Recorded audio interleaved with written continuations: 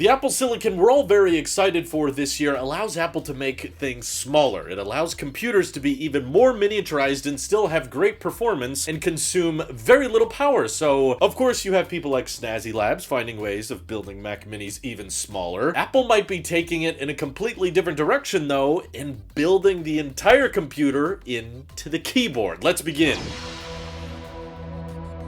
This is such an insane, novel idea that no one has ever thought of before other than the founder of the company. If you go back and think of, Steve Jobs, Steve Wozniak era, Apple One was basically this, which I'm kind of a fan of because Apple did recently file a patent that suggested they would consider building the entire computer. So you got your M1 chip, and that's most of what you need. You got your SSD there, you got your unified memory there, your processor, all those crucial neural cores allow you to embed an entire machine on a very small device, and this patent thinks they can actually shrink the computer into about the thickness of a Magic Keyboard that you would get with your iMac. Maybe a little bit thicker, but I love the concept that Apple Silicon might one day allow Apple to go back to their original roots and actually start building computers into keyboards. Of course, it's a little bit different now, 40 years later or so, but I like the concept a lot, especially because of how capable Thunderbolt ports are these days. You can do data and power simultaneously, so of course you might not have as much room for a battery in this keyboard in the event that you're filling an entire computer on the inside, and on top of that, the keyboard itself is not going to be rocking a display of any sort. So the concept here is that maybe this little keyboard could be brought around to different external monitors at a business or between home and work and that type of thing, and those monitors assumingly would have a Thunderbolt connection of some kind, and you just kind of plug in the USB-C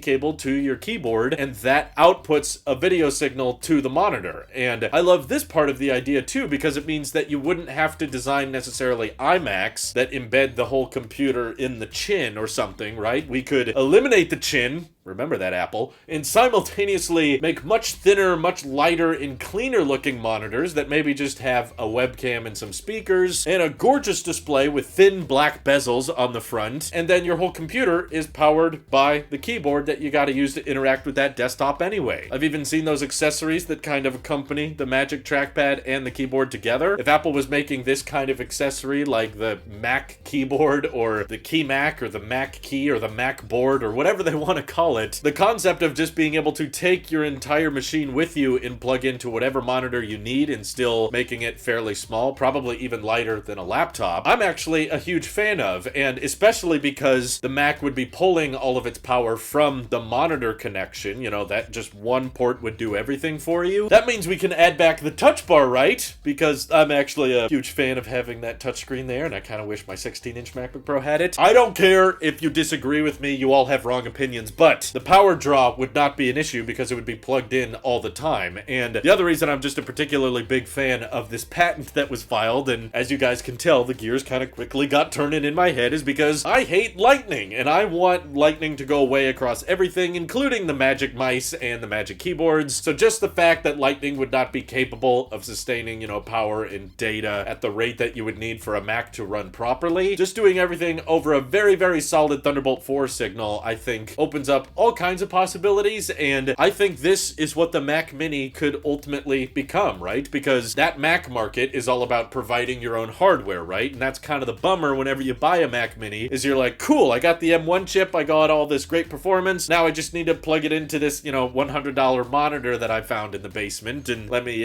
go on Amazon and find like a $20 keyboard. Oh, okay, that plastic one has some decent reviews. So you gotta buy all this crappy hardware to go alongside your Mac Mini purchase because you're just trying to prioritize that Apple Silicon. If the Mac Mini could be miniaturized so much that it actually just fits in the keyboard, now all you need is basically a decent monitor that can sustain power and data through that Thunderbolt port, and the Mac Mini has been eliminated from the equation. I guess maybe you just need a mouse, but this will clean up desktops a lot, and I'm trying not to get too excited about this because, as you guys know, most Apple patents don't usually turn into actual products, but whenever there's a patent that jumps out at me that I think is really, really worth investing in, I like to make videos about it just so that you guys can get your gears turning as well. I mean, there's something nostalgic, right? All of you guys hated my iPod Touch shouldn't exist video. Well, if you care about the nostalgia, then we should go back to the Commodore era, you know? Build the keyboard and the computer into one thing. Apple called it, you know, the Apple I computer, but now they have other ideas for that branding. So I'm in favor of this just being the future of what the Mac Mini is. Instead of redesigning it to have some stupid big plastic top piece for no reason, let's build it into the keyboard so that you have less accessories to pay for when you do buy a Mac Mini, and it can clean up your desktop setup. Granted, maybe port options would be a tad finite, but hey, you could just kind of beef up the keyboard a little bit and include right there on the thick part like a couple extra Thunderbolt ports that you can plug into for external drives or a headphone jack if you're doing audio stuff. But seriously, I think there's a lot of potential with this, and even if you're using a monitor that doesn't support Thunderbolt, you could just have one of those USB-C cables be used for power, and then all of your cables and stuff will go right to the keyboard instead of a separate box. Probably easier to reach those ports because your hands are going to be there anyway. You can unlock it via Touch ID. Now Touch ID is included with every Mac Mini. This is kind of my dream Mac Mini scenario, so I want more people to ask for it, and I want it to get more attention. That's why I'm talking about it today. Do your worst, internet. Let's let this Mac Mini concept spread amongst the internet so that Apple sees so much demand they feel like they have to make it. And because it includes a keyboard, Apple could probably even justify raising the price a little bit. It's maybe $800 now instead of $700, but now you don't have to worry about buying additional accessories with your Mac Mini. So before I go, just keep in mind that because this keyboard would constantly have power, it could also even be backlit. You could have lights on it at all times. I mean, think about it. We practically have these already with our MacBooks. They're basically just batteries in keyboards and trackpads with this big display attached. Let's just rip the display off.